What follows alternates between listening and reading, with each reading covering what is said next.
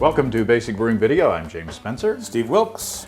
We're stepping up a stout today. Stepping up a stout. Remember, if you haven't seen the previous episode, the small batch all grain speedy stout, or whatever we're going to call it. You got to get a better name for that.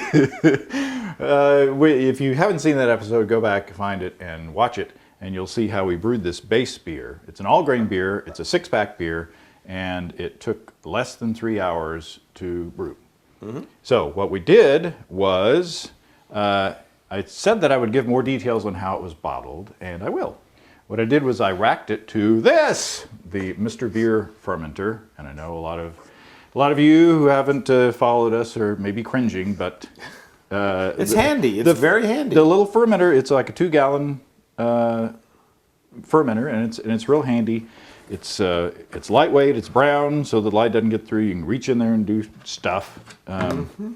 So what I did was I poured the whole beer into this, and then bottled a couple of bottles out of the spigot, plain, and put some carbonation tablets in there. 4 of them. They're about the size of aspirins. They're about that big. And capped it. Set those aside. Then what I did was I have been having some coffee-based beers recently that have been really wonderful, and we can talk a bit about that in a minute, but there was one out of Prairie Artisan Ales out of Tulsa that was called The Bomb, and it took the ingredients that we used in our Molé Stout and added coffee to it. And I was like, oh my God, it's so good. Yeah. So what I did was I went to my local family-owned coffee shop, Baba Boudin's in Fayetteville, Arkansas. Yep. And I said, Stan, what kind of... Stan. Hey, Stan. Hey, Stan. I described the beer, and I said, what kind of coffee would you put in it? And he recommended organic Mexican Altura. Because I said, I'm looking for the bitterness to be low. And he said, oh, in coffee, you don't talk about bitterness. You talk about acidity. Oh. I said, oh, no, well, yeah, note taken. So he said the acidity for this would be appropriate. These are green beans. I have a coffee roaster. So he said to roast them to kind of a medium roast. And so I did. And I took 50 grams of that along with 1 vanilla bean, 1 ancho chili, and 10 grams of cacao nibs, along with 1 cinnamon stick. And I put the roasted coffee beans in a Ziploc bag and crushed them with a roller. Okay.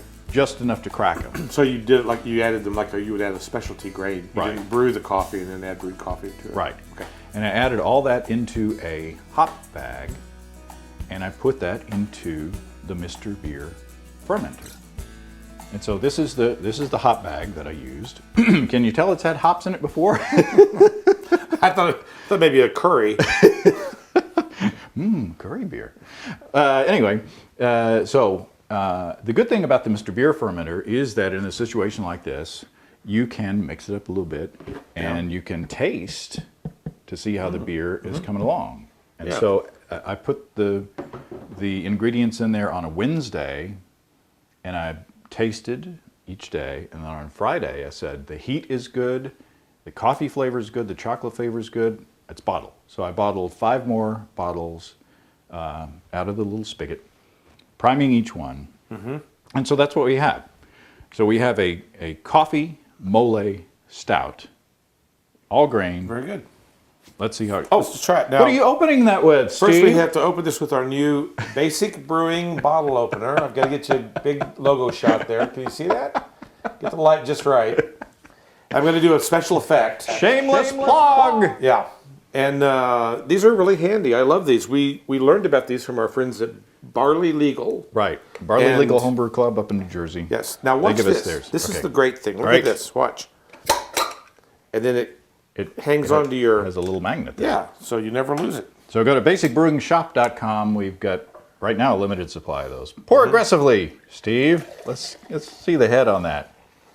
You can also order that with a solar panel if you want to do it in a green way. I don't know what he's talking about. Well, you know, because the really old versions of these were diesel.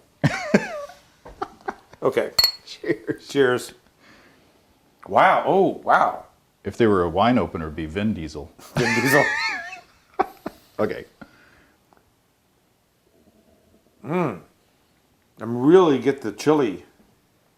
I really smell the chilies in this.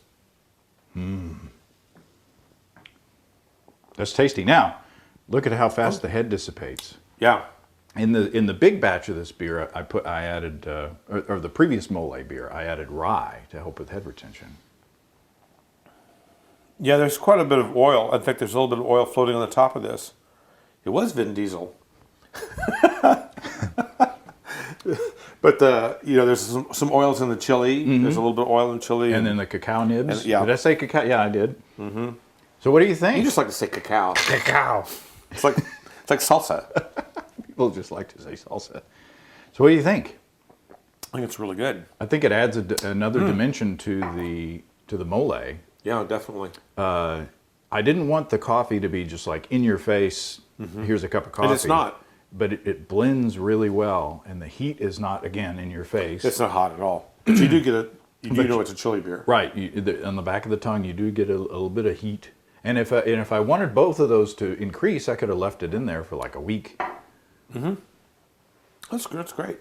I'll be curious to see how the flavor profile changes over time. Mm-hmm. So we'll revisit this in 2 or 3 weeks, or maybe a month or something, and take a taste and see how it develops. Yeah, I can definitely taste the coffee. Mm-hmm. There have been a couple of breweries here in Northwest Arkansas have come out with coffee beers recently, and they've had two different approaches on how to do it.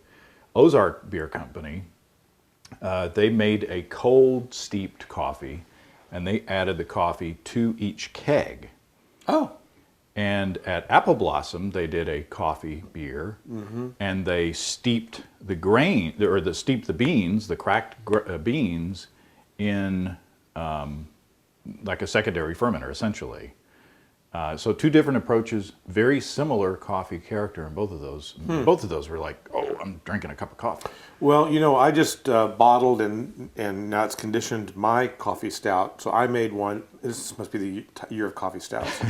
But I made a stout, back in December, more or less, and it's just now kind of ready to drink. And I use brewed coffee. So I made a 5-gallon batch.